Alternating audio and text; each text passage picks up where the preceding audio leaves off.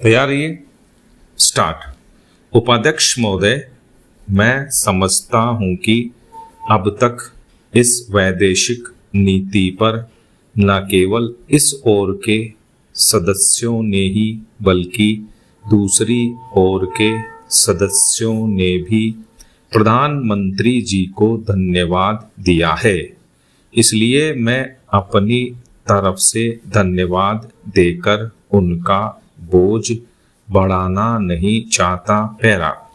इसमें कोई संदेह नहीं कि इस सदन के सभी सदस्य, चाहे वे किसी भी पार्टी से संबंध रखते हों, इस बात से पूरे सहमत हैं कि हमारी विदेश नीति ने संसार में हमारा सिर ऊंचा उठा दिया है।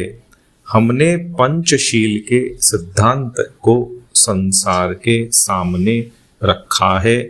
यदि हम उसके आधारभूत सिद्धांत पर दृष्टिपात करें तो हमको पता चलता है कि हमने संसार में एक जो सबसे बड़ा काम किया है वह यह है कि हमने तनाव को कम करने का प्रयत्न किया है। जिस समय हमने नई नई स्वतंत्रता प्राप्त की तो हमारे सामने बहुत से प्रश्न थे। उनके साथ ही हमारे दो बड़े गुट थे जो कि एटम बम और दूसरे बम लिए हुए हमको चुनौती दे रहे थे कि अगर हमने उनमें से किसी एक गुट में सम्मिलित नहीं हुए तो हमको बड़ी कठिनाई होगी।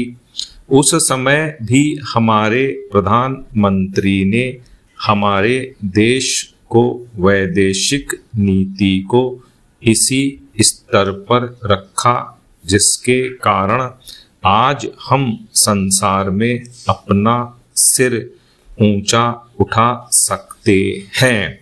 हमने जो संसार के सामने पंचशील के सिद्धांत को रखा उसका सबसे बड़ा फल यह हुआ कि एक सम्मेलन हुआ जिसकी ओर मैं आपका ध्यान दिलाना चाहता हूँ।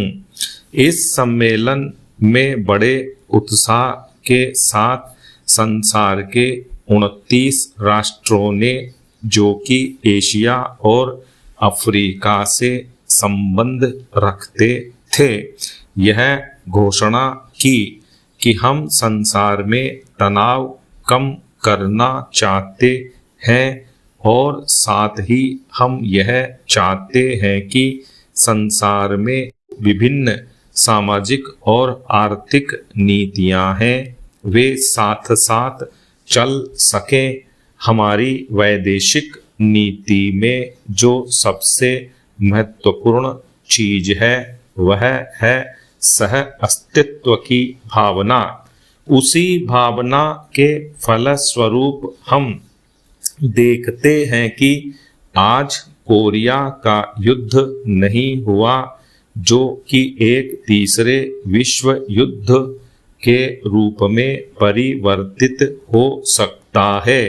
हमारी इस नीति के कारण हमारे अमेरिकी मित्र हमसे कुछ अप्रसन्न भी हो गए, लेकिन यदि हम ऐसा न करते तो आज संसार को तीसरा युद्ध देखना पड़ता।